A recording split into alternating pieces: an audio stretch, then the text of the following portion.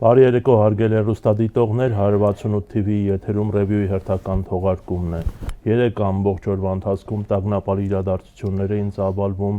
Մայրաթոր Սուրբ Էջմիածնի տարածքում։ Թեմայի շուրջ տաղավարում կզրուցենք Հայ ազգային կոնգրես կուսակցության փոխնախագահ Հարամ Մանուկյանի հետ։ Բարև պարոն Մանուկյան։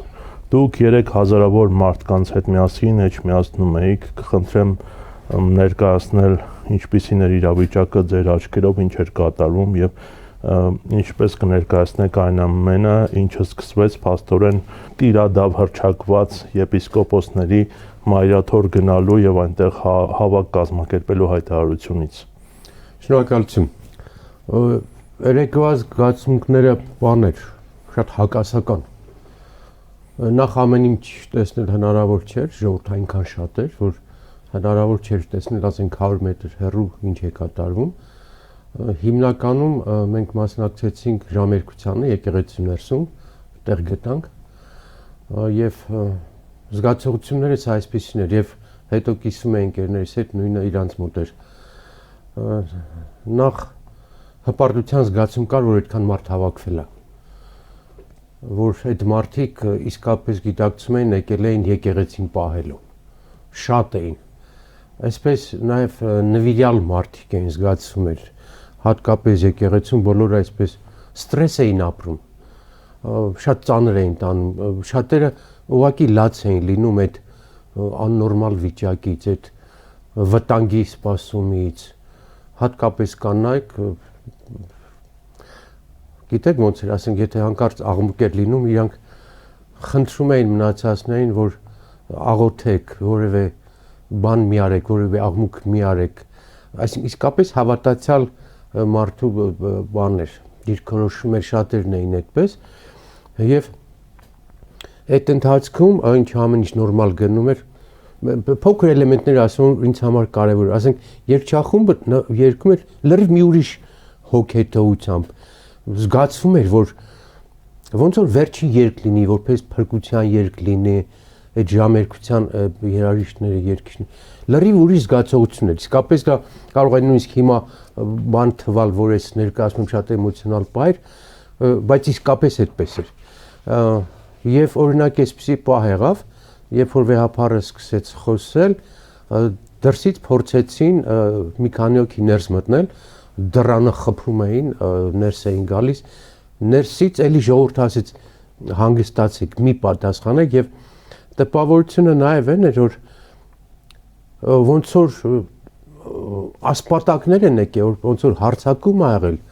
թուրքերը մտնում են եկեղեցի ժողովուրդը համ դողում է համ վախենում է համ ուզում է պաշտպանի եւ այնտեղ պատարակը չի ընդհատվում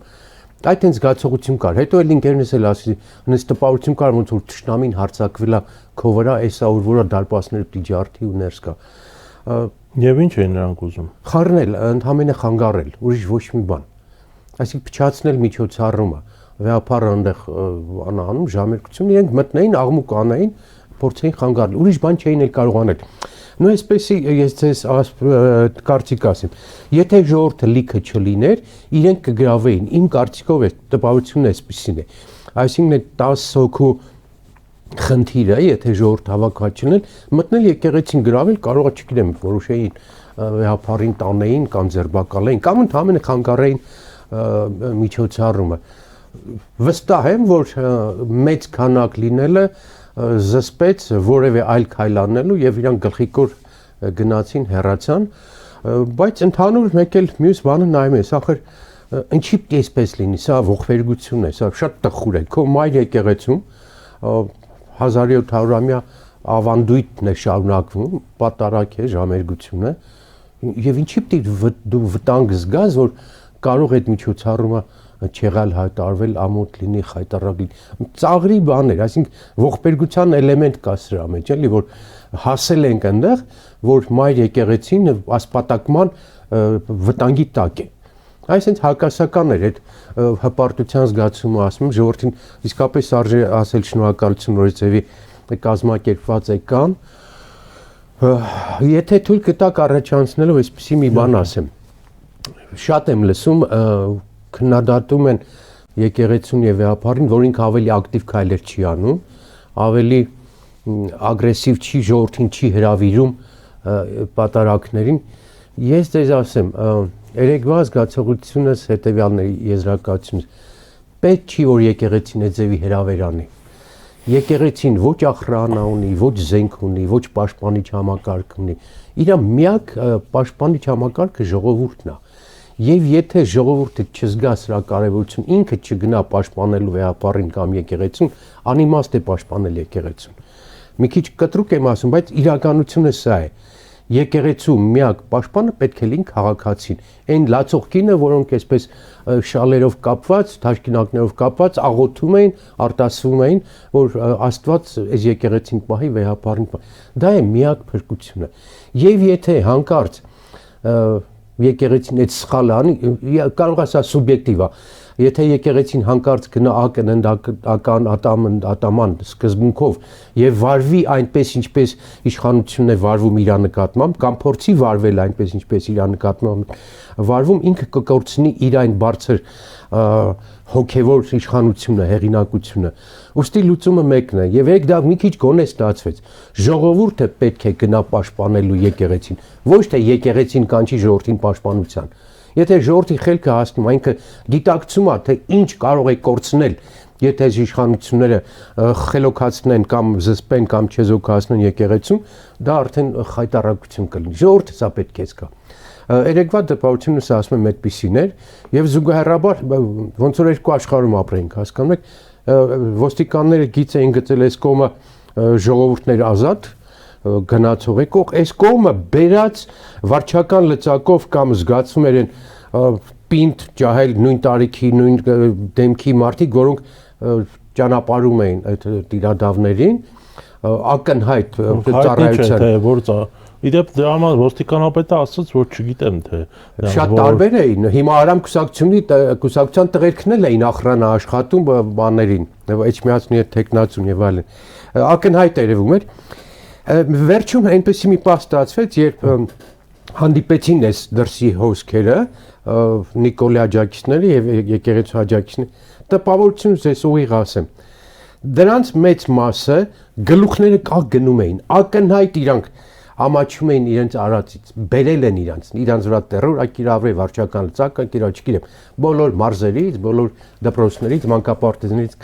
գալիս էին, բայց կար նաև տարօրինակորներ, ինձ համար անսպասելի։ Մարդիկ, որոնք մոլեռանդորեն հայհոյում էին այս եկեղեցու պաշտպաններին։ Կողքից մեր մի հատ աղջնակ կար, երիտասարդ ասեց, պարոն Մանուկյան, ասից, սրանք հայ չեն, սրանք ոնց կարան հայ ելնեն, որ եկեղեցուն հայհոյում են եւ այդպես վուլգար, գրեհիկ, անդասիրակ շարժումներով, բառերով, արտահայտություններով իսկապես վատ էինք զգում, որ կա այդ ձևի մարդ, որը եկեղեցու ներսում, եկեղեցուն կհայհոյի եւ այդպես հայհոյանքով, ոնց որ մեր խորհրդանում, այլ այդ մակարդակներ մոտավորապես այդ գրեհկության մակարդակներ։ Սենց հակասական բաներ էր։ Շնորհակալություն ժողովրդին, որ այդքան արել են, սա վերջը չի։ Սա վերջը չի, սա պետք է շարունակվի, որտեղ ես երեք լսում էի մի հատ ինտերվյու մեջ Նիկոլ Փաշինյանը ասում է, այս ծրագիրը փոխել հնարավոր չի, այս ծրագիրը պետք է իրականացնել, այսինքն ետ կանգնել եկեղեցու դեմ այս անամոթաբար ասպատակումից, ինքը ասում է հնարավոր չի, պետք է շարունակել։ Վստահաբար ձեզ ասում եմ, արդեն ապացուցելու էլ կարիք չկա, որ սա որևէ տեղ կենտրոնից, դրսից ղեկավարվող պրոյեկտ է եւ Փաշինյանի ստեպելու են մինչեւ վերջ գնալ այս պրոյեկտին, որը եղել է նույն պրոյեկտը, նույն կենտրոնից Մոլդովայում, Ուկրաինայում, նույն բաները, նույն ձերբակալությունները, նույն լեքսիկոնը, նույն ագենտուրան, Վրաստանը պլստած, վրացիներին չկարողացան իրականացնել, բայց եւ Նիկոլ Փաշինյանին, եւ Ալիևին, եւ բոլոր կենտրոններին, որոնք ղեկավարում են ես։ Մի հատ շատ կարևոր գործոն կա, որ իրենք հաշվի չեն առել եւ ստեղ պարտվելու են։ Մոլդովան, Ուկրաինան, Վրաստանը եւ Հայաստանը եկեղեցիական այս խնդրի առումով տարբերվում են։ Բացի այն, որ մենք նվիրյալ ենք, կարևոր է 1700-ամյա եւ այլն, այս 4 պրոյեկտներից, արևմուտքի կազմակերպած պրոյեկտներից եկեղեցին ոչնչացնել որպես ներքին դիմադրողականության օջախ եւ այսպես ասած ռուսական ագենտուրա Հայաստանում գործող, կամ մի հատ լուրջ տարբերություն, որ իրենք հաշվի չեն առել։ Այս նշած եկեղեցիները Մոլդովան, ոչ Ռուսաստանը, ոչ Ուկրաինան, ոչ Վրաստանը չունեն այնքան հավատացյալ եւ աջակիցներ դրսում, որքան ունի Հայաստանը։ Հայաստանի ռաքելական եկեղեցու հետևորդները 2-3 անգամ ավելի շատ են եւ կառույցներով, եւ հզորությամբ, եւ թեմերի քանակով, եւ մարդկանց քանակով, քան Հայաստանում։ Այսինքն, ասենք թե այդ պրոյեկտի արդյունքում Նիկոլ Փաշինյանը հաջողվում է այստեղ ինչ որ դեբոր սարքել, ինչ որ խառնաշփոթ անել։ Ինքը դա երբեք չի կարողանալու կապիտալիզացնել, դա չի կարող իրականացնել, դա չի կարող օրինականացնել ամբողջ հայկական եկեղեցում։ Մոլդովացիների համար այդ խնդիրը կարող են լուծել, վրացիների համար կարող են։ Հայաստանում այդ խնդիրը չի լուծի։ Ոստի ես առաջարկում եմ թող հետ կանգնեն այս ծրագրից։ Ինձ իրանց սկզբունքով թող պարտություն չհամարեն, թող պարտությունը հաղթանակ համարեն, բայց այս ծրագրից հետ կանգնեն։ Ընդ որում այս առաջարկը ոչ միայն Նիկոլին է, ոչ թե Նիկոլին է, ավելի շատ իր տերերին եւ իր պատվիրատուներին ուղղված, որտեղ այս խնդիրը չի կարող իրականացվել։ Իսկ հայաստանյան ուժերին ուղղակի շատ բան բարս մի հատ էլեմենտար խնդիր պետք է հասկանան։ Մեր ամբողջ ուշադրությունը այսօր շեղված է դեպի եկեղեցի։ Բոլոր քաղաքական ուժերը այնտեղ են, իմիջիալ շնորհակալություն բոլոր քաղաքական ուժերին, որովհետև այստեղ չէր զգացում քաղաքական ուժերի հակամարտության բանը։ Բոլորը այնտեղ են եկեղեցու շուրջ։ Եվ դա էլի դեպք քննարկվեց, թե քաղաքական գործիչները արդյոք պետք է գնային այնտեղ, թե ոչ։ Դուք ինչ եք կարծում։ Լսեք, պետություն ոչնչացնելու, պետության հիմնասյուն ոչնչացնելու համար, եթե բոլորը չգնան, եւ հասարակ ժողովուրդը, եւ քաղաքական գործիչը, եւ մտավորական, ով է պահելու այդ եկեղեցին։ Պետությունն է, չէ՞ դա վերջին հաշվով։ Մեր պետության մաս է, մեր պատմության մաս է։ Բա որ չգնար, թողնել են այդ ծերուկին մենակ, հա, այդ բանը վեհապար ինչ է անել, զենքը պիտի առնի, պաշտպանի, թե խրամատի փորի իր վեհարանը պաշտպանի։ Հնա ժողովրդական աջակցության անհրաժեշտություն ունի։ Ուրիշ ձև չկա, եւ այստեղ շատ լավ էր, որ քաղաքական տարբեր կարծիք ընդդիմադիր իրար քաղաքական ուժերը այնտեղ էին եւ հավատացեք իրանք ագենտներ չէին, ոչ ագենտ են քաղաքական կուսակցություններ։ Իհեճուկս հիբրիդային պատերազմի դեմ իհեճուկս այս սարկած անամոթության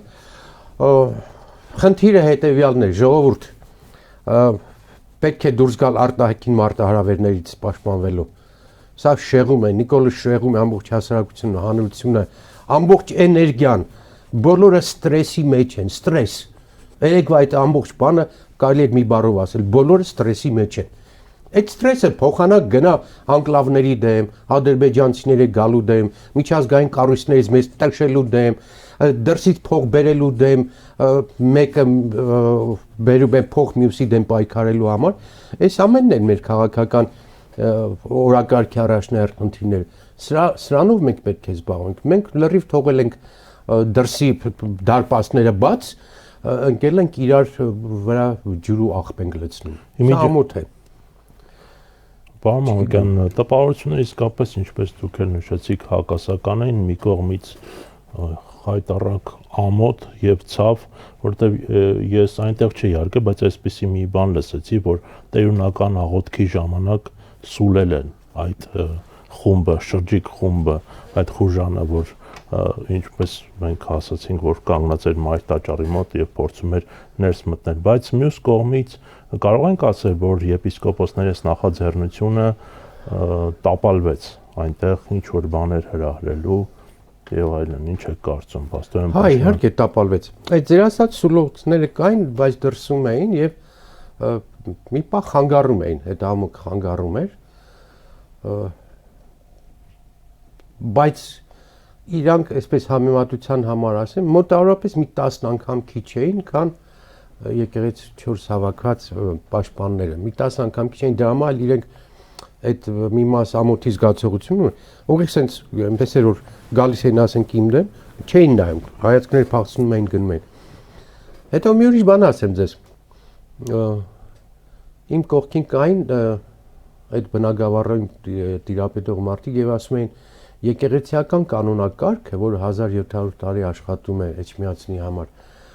արդեն անիծել է այդ մարդկանց, որովհետև ոչ թե հաճախ մարդիկ պահանջում են, որ կաթողիկոսը անեծքի արժանացնի դրանց, կարիքը չկա, որովհետև եկեղեցու կանոնակարգը իր կանոնադրությամբ արդեն նրանց, ովքեր այդ կանոնադրությունը խախտում են, համարվում է անիծված։ Այսինքն այս տիրադավ ընկերները շատ լավ գիտեն իմ ասածը։ Դա ոչ որոշում է կաթողիկոսը, ոչ վարչապետը, ոչ խորհուրդը, եթե իրենք խախտել են այդ կանոնակարգը, որի վրա երդվել են, որի վրա, չգիտեմ, օծվել են, իրենք շատ լավ գիտակցում են, որ արդեն իրենք անիծված են։ Եվ այդ անիծվածության կնիքը երեք զգացվում էր այդ մարդկանց վրա։ Հիմա ուրիշ էլեմենտ ասեմ, տեսեք, իրանք եկան Էջմիածին բաներով, մի քանի շերտ անվտանգության ծառայությունների եւ չգիտեմ ում շատ սերտ շղթակազմած մարդկանց աջակցությամբ, եթե նրանք հոգեվորական են, եթե նրանք ազգընտիր են ուզում լինել եւ նույնիսկ հավակնում են նավակ, ինչու պետք է պաշտպանվային ժողովրդից։ Այսինքն ժողովրդի ատելությունը վաստակած մարդիկ ձգտում են ժողովրդի ղեկավարման բանին, պաշտոնին, դիրքին, ստեից հասկացում, որ իրանց նպատակը եկեղեցին առաջնորդելը չի, իրենց նպատակը աղի մկան նման խառնել, պարակտել, բաժանել, թշնամացնելն է, ինչը որոշակի բանով ստացվում է։ Շատ ակնհայտ է, հասկանում եք, որ մի կողմից կա կեղտոտ ծրագիր քանդելու եղածը, մյուս կողմից էլ ամբողջապես ուրիշ խնդիր է։ Այնպես հանկարծ չստացվի, թե եկեղեցու ամեն ինչը մեզ դուր է գալիս, մենք այնքան ենք քննադատել, այնքան ենք չենք ընդունել, մարտի 1-ի համար մենք մեղադրում էինք ուղղակի վեհապարին, որ ինքը չեկավ, ամենածանր օրը չեկավ ժողովրդի մոտ, այնտեղ սպանդ էր, մարդիկ էին սպանում, չեկավ այդ մարդը։ Այսինքն խնդիրը ամենևին եւ բացառապես կաթողիկոսի անձը չէ եւ նա գործընթացը չէ։ Ինչ ուզում եք ասեք, դրանք ինձ չեն հետաքրքրում։ Եթե անգամ ճիշտ է դա։ Ինձ հետաքրքրում է այս նեղ վիճակին, երբ Հայաստանի պետությունը ունի շատ լուրջ խնդիր իր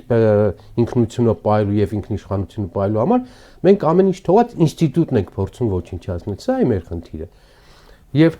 մի ուրիշ փաստել ասեմ, եթե թույլ կտաք, ես երեք հիշեցի ու բերել եմ այս գիրքը ձեզ, դուք գիտեք, որ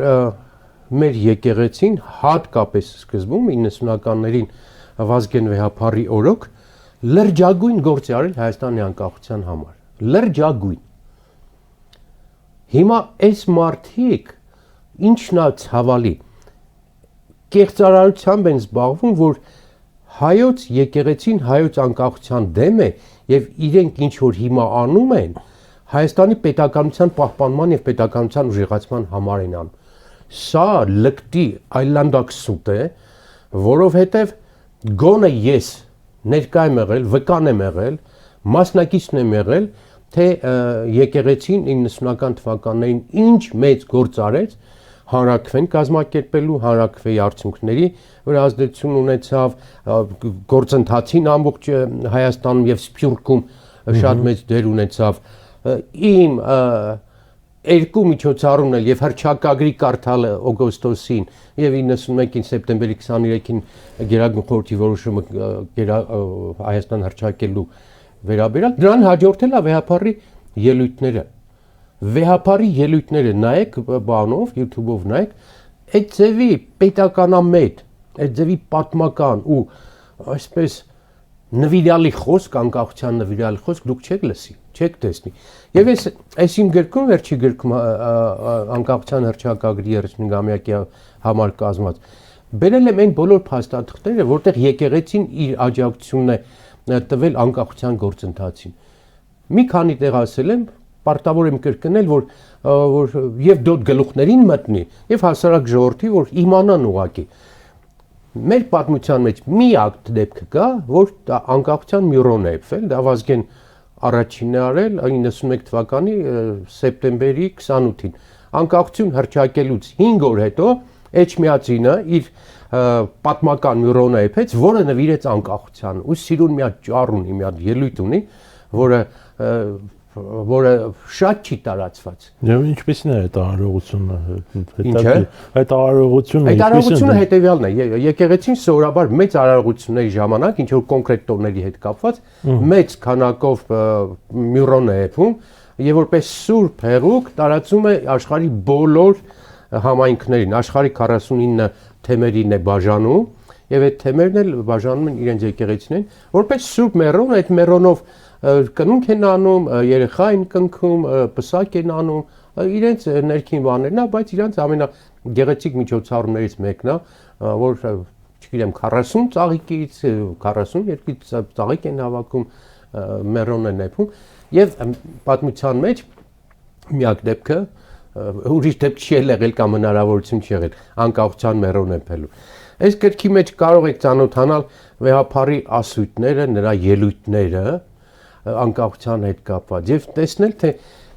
եկեղեցին մեր պետության, մեր պետության մասին բոլորը ասում են, հայության պահպանության մասին եկեղեցին ինչ դեր է ունեցել, բայց որ անկախության եւ հարակվեի հետ կապված եկեղեցին լրջագույն դեր է ունեցել,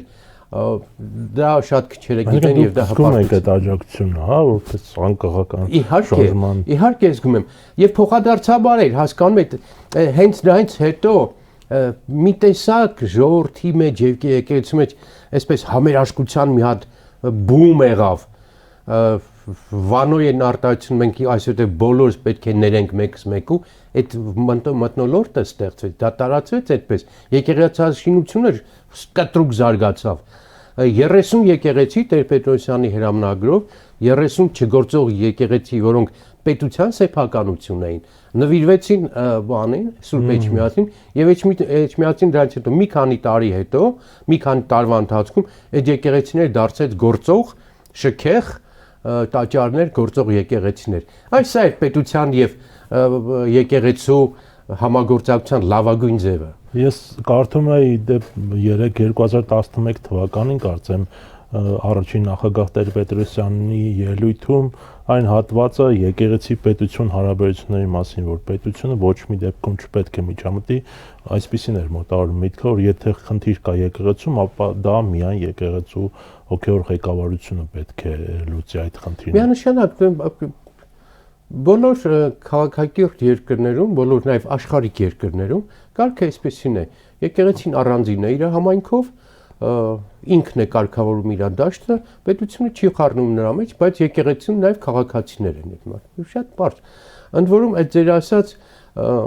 բացի սահմանադրությունը, որտեղ կարգավորում է եկեղեցի իշխանություն հարաբերություն, 97 թվականին կարող է սխալվում եմ թիվը, հրապարակվել է եւ ընդունվել է օրենք պետություն եկեղեցի իշխանություն հարաբերությունների մասին օրենքով կարգավորված է նրա մասը ինչ կարգեր է ինչ ընդհանրակարգեր են աշխատում այս երկու ինստիտուտների իր այդ համագործակցության վերաբերյալ ու ընդհանրացնենք այսպես խնդիրը ամենևին եկեղեցին չի խնդիրը ամենևին կաթողիկոսը չի Ընտրություններից առաջ, առաջիկա ընտրություններից առաջ Նիկոլ Փաշինյանը հանձնարարություն է ստացել կտրատել, մսխել, սառնչայի նման ծվատել, ցեցի նման ծակել բոլոր հնարավոր քաղաքացիական, հոգևոր, քաղաքական շերտերը, որպեսզի առաջիկա ընտրություններում բան չլինի, արգելք չլինի այս խնդիրը լուծելու։ Սա է իր խնդիրը եւ այդ խնդիրը համընկնում է տարօրինակորեն ուզեն ասել չհավատալ չի ստացվի Ադրբեջանի պահանջների հետ ասենք մեկը մեկի համընկնում է նրանց խնդիրը շատ ավելի լավ կատարում է Նիկոլ Փաշինյանը քան որևէ մեկը երևի Ալիևի իր իշխանությունը իր տարածքում այնքան չի կարողանում կիրառել ինչքան Նիկոլ Փաշինյանի վրա է կիրառում խնդիրը շատ པարզ է աջակցել այս մարդուն ընտրություններում շարունակել իր գործընթացը, որպեսզի շարունակեն հանձնելու գործընթացները։ Այս ընթացքում մենք չենք հասցնում քննարկենք, հասկանում եք, այդ ինչ է այդ Ադրբեջանի նավթը, որ գալիս է, այդ ինչ է որ Ադրբեջանից մենք հաց ենք ստանալու, մեր էներգետիկան կապելու ենք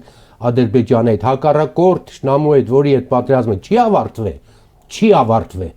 Թրիփի մասին Իրանն ու Ռուսաստանը կտրուկ դիրքորոշումներ են հայտնում իմիջիայլոց Այս ամենի սա թողած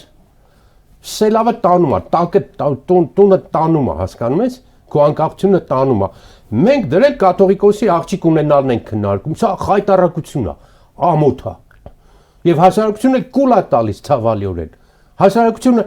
նստում ես տաքսի, նստում ես ավտոբուս, մտնում ես շուկա, էս են խոսում։ Եղբայր եսա քանդվում է 340 կիլոմետր տվել ենք, էս այդքան էլ տալու են։ Գալիս են ադրբեջանցի, գալիս են գրավում են քու բոլոր կարևոր ստրատեգիական բաները, ճանապարհները։ Էս է մեր խնդրի լուծման ճանապարհը, էս ձև իշխանությունն է մեզ պետք։ Եվ ես կարծում եմ շատ արագ հասարակությունը պետք է հասկանա այս, պետք է խելքի գա, ամոթ է։ Այ երեկվա Էջմիածնում հավաքված հասարակության նման ողջագող, հուզված, ստրեսով, մտահոգ մարդիկ եկել են ինչ-որ խնդրի լուծելու։ Այնքան ուրախ եմ, ասեմ ու սրանով ավարտենք։ Խոսքը երբեք չի ավարտվում։ Տոնածառի այդքան մարդ էր հավաքվել։ Իսկապես ուրախալ է։ Ամեն մարդ ուզում է իր երեխուն, իր թոռնիկին տանի, այդ ուրախությունը տեսնի, այդ գեղեցկությունը տեսնի։ Շատ լավ է։ Թող 200,000 հավաքվեն։ Բայց մեկ էլ շրջվում ես հետ ես նայում, այ ժողովուրդ ջան, բայց տոնածառի գեղեցկության կողքին ձեզնից 20-ից մեկը չի ուզում, որ այս երկիրն էլ երկիր լինի, որ տոնածառը մի սիրուն լինի։ Այս երկիրը չգան ասպատակեն ուրիշները, որ այդ երկրի մեծ տոնածառը գա հոգևոր հայրը կամ կաթողիկոսը օշնի, որ դες նվերներ բերի, նոր տարի անեք, ուրախ։ Եվ ինչ է կարծում, ինչու մարդիկ չեն գալիս։ Ախր ոնց կարելի է լինել մի այլ վայելող եւ չլինել քաղաքացի ու կողքը չկանգնել քո երկրի անկախության, քո երկրի հոգևոր դասի, քո երկրի մտավորականության, քո երկրի կրթության։ Չէ որ դա ձեր ոչ եթե ոչ այսօրվա շահ, ապա վաղվա շահն է։ Այդ երեխեք այստեղ չեն ապրելու։ Չեք ուզի որ այդ երեխեք ապրեն խաղաղ միջավայրում, կանխատեսելի միջավայրում, որտեղ ներքին գժերը չղեկավարեն երկիրը։ Մի քիչ էլ կարելի է օրվա մի ժամն էլ քաղաքացի լինել, չէ։ Մի ժամ քաղաքացի եղեք, եկեք կանգնեք այս երկրի այս անկախության կողքին։ 91 թվին քաղաքացի եք, հիմա քաղաքացի չեք, ինչ եղավ։ Հասկացանք դժվար է, հասկացանք խափել եք, հիասթափվել եք, շատերը ձեզ խափել են, բայց մեկը այս երկիրը մնում է, չէ, ես երկրի մնալու ձևը մարդն է, ոչ Նիկոլն է, ոչ կաթողիկոսն է, ոչ հանքերն են, ոչ սարերն են, մարդը պահեց իր պետությունը, իր պետականությունը, երկիրը կմնա։ Մարդը գնաց այդ կաթողիկոսը, այդ տոնածառը կորում են, ոչնչանում են։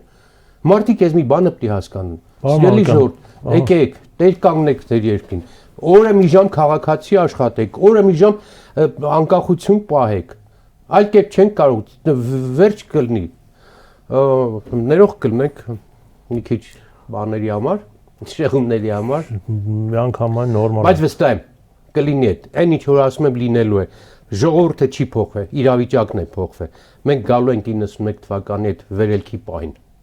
Իմիջիայլոց արտաքին ազդեցության հարցի առնչությամբ պարոն Մանուկյան կարծում եմ տեղին կլինի հիշատակել Եվրամիության դիվանագիտության ղեկավար Կայա Կալասի այս շաբաթվա, իսկ ասեի,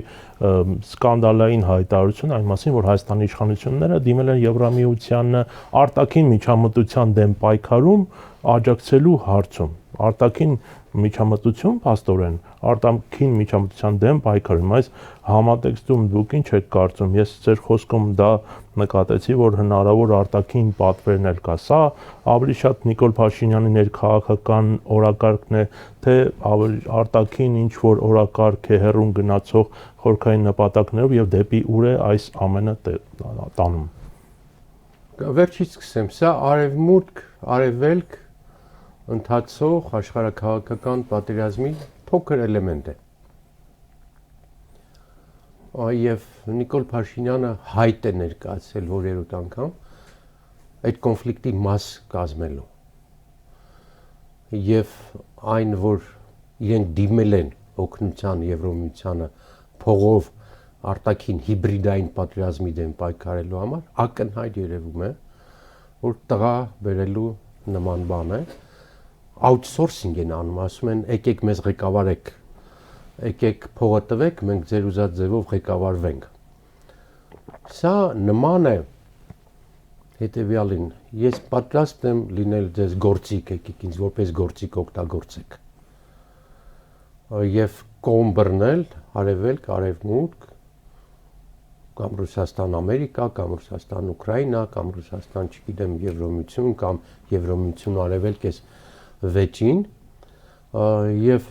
ինձ թվում է Կալասը նույնիսկ կիքս արեց Մոլդովայի անունը տալով, բացահայտեց, վստահ եմ իր շրջապատում հետո իրան ասել են այս սխալը դու չպետք է թույլ տայր, կարա իր ասել օգնում ենք Հայաստանին անաչառ ընտրություններ անել։ Մենք էլ ենք դիմել են 17 թվականին որ պարլամենտում ենք 4 ուժերով դիմել ենք Եվրոմիությանին, Սվիտալսկին, օգնելու նկարահանող սարքեր տեղամասերում դնելու, որպեսզի տեխնիկապես զինեն բոլոր տեղամասերը ընտրություններ արդար անցկացնելու համար։ Սա նորմալ է, սա դու ժողովրդավարություն եւ արդար ընտրությունների համար դիմում ես, իրանք իմիջիալից օգնեցին 6-7 միլիոն դոլարի սարքեր տվեցին եւ բոլոր հիմա տեղամասերում կան։ Բայց սրանց դիմումը լրիվ ուրիշ է։ Փող տվեք, որ մենք ձեր հակառակորդի դեմ պայքարենք։ Տղա բերելու խնդիրն է, որը շատ վատ է։